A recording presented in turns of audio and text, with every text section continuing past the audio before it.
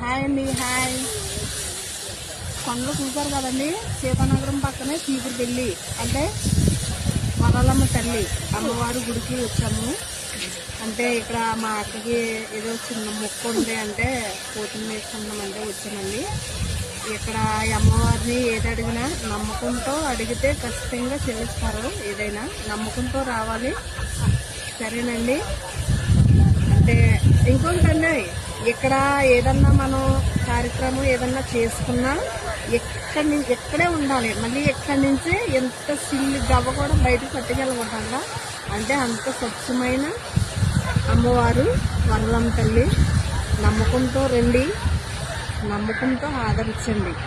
వరలమ్మ తల్లి అమ్మవారి పేరు సీతానగరం చీపురుపల్లి పక్కనే అమ్మవారు పెద్ద కొండల్లో వెలిసింది.